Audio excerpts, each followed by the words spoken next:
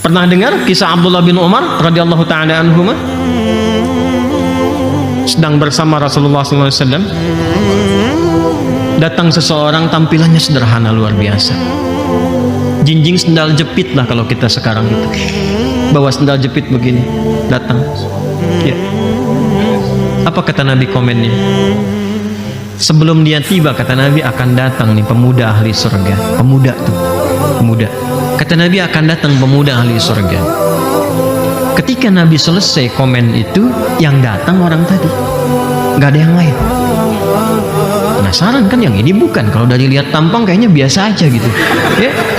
Dibanding Ibnu Umar tuh luar biasa kan, ahli surga juga. Masya Allah, insya Allah ya, kan ada sahabat-sahabat mulia itu. Esoknya terulang begitu lagi. Begitu Nabi sampaikan akan datang pemuda ahli surga, yang datang itu lagi. Penasaran dengan itu, nah ini yang saya ingin sampaikan. Penasaran dengan itu, maka beliau berkunjung ke rumahnya hanya untuk melihat amalan apa yang dikerjakan oleh beliau. Ini sampai Nabi komen demikian dan berulang di hari berikutnya. Sahabat tuh begitu. Ya. Terus nginap di situ, begitu melihat, lah, malamnya penasaran ingin lihat, nggak bangun dah ya. Saat itu nggak tahajud gitu kan. Terus masuk hari-hari sunnah, Senin, Kamis, yang dimaksudkan untuk puasa, nggak puasa. Sehari, 2 hari, 3 hari, hari terakhir. Kalau dilanjutkan kan jadi tuan rumah kan. Ya kan? Ini status hari ketiga nih. Begitu mau pamitan, penasaran, nanya, saya ini ingin tanya, bahasa simpelnya lah ya, Anda itu dikomen oleh Nabi 2 kali akan datang pemuda begini-begini. Saya penasaran ke sini, lihat amalan Anda, sebetulnya apa amalan istimewa Anda itu? Kata beliau, ya seperti yang Anda lihat ketika Anda menginap di sini. Ya, bisa gitu kan, ditelisik lagi. Lalu beliau ingat satu hal, kata anak muda ini, tapi ada memang yang satu saya biasakan. Langsung dikejar, apa itu? Kata beliau, saya berusaha selama hidup untuk tidak pernah menipu orang lain dan tidak pernah merasa iri hati terhadap nikmat yang Allah titipkan pada orang lain. Langsung komen, ini yang dimaksudkan Rasulullah, yang belum tentu saya bisa lakukan. Itu kan nggak mudah ya. Dan tidak pernah merasa iri hati, menjaga diri supaya tidak iri atas apa yang Allah titipkan kepada hambanya yang lain. Itu nggak mudah itu. Kalau mau gampang ngetesnya begini, keluar dari sini, lihat ada orang yang jamaah pakai mobil bagus berangkat tuh. Kira-kira perasaan Anda bagaimana? Alhamdulillah ya Allah yang telah menitipkan itu kepada saudaraku. Semoga dia bisa menjaganya. Hati-hati tuh, hisabnya tinggi tuh di akhirat tuh. Itu kan modus karena dia nggak punya aja ya? Paham ya? Itu nggak mudah, itu tinggi. Tapi yang mau saya katakan begini, sahabat tuh begitu. Jadi begitu ada satu yang diangkat secara positif, dia kejar. Nah itu yang hilang sekarang di kita. Jadi kalau kita melihat ada kawan kita hafal Quran, kejar. Saya harus seperti dia.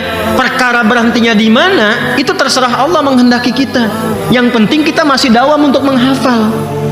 Yang dilihat Allah itu ikhtiarnya, bukan hasilnya. Kadang ada yang diinginkan langsung 30 juz. Ada yang oleh Allah diminta untuk terus mengulang dulu supaya meningkat banyak pahala untuk menggugurkan dosa-dosa yang telah lalu itu. Kata Allah, mudah bagiku menjadikan kau hafal, cuman kamu tuh kemana aja, maksiat kamu tuh kebanyakan. Sekarang aku berikan hidayah, engkau sambut, aku tutup dulu dosa yang kemarin.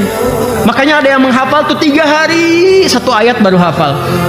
Tapi setelah merasakan kenikmatan itu, cukup menutup dosa yang telah lampau itu dipercepat oleh Allah. Masya Allah, 13 hari hafal Quran 30 juz. Ada yang begitu. Saya kalau membimbing karantina itu, ada yang pertama, wah sehari 1 juz, 2 juz, 3 juz, terus macet di tengah-tengah. Itu biasa. Yang tidak biasa itu seperti macet di awal, tiba-tiba mengalami lompatan-lompatan setelahnya. Itu yang dahsyat. Jelas? Jadi yang pertama dari hadis tadi penting kita pelajari, selalu kita itu punya perasaan ingin. Awas ya, selalu punya perasaan ingin mendekati atau bahkan melampaui amal kebaikan orang lain yang konsisten dikerjakan. Bahkan di tahap itu boleh iri.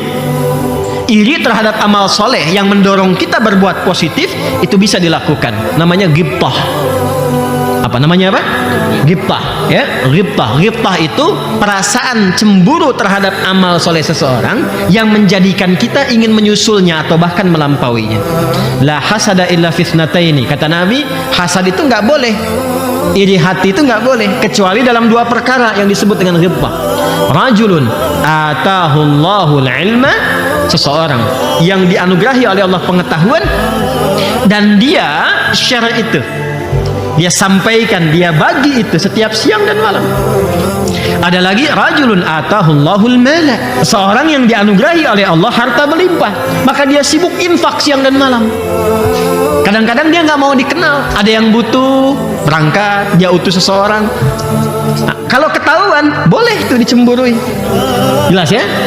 Nah, itu bukan iri hati namanya, itu iri amal. Jelas?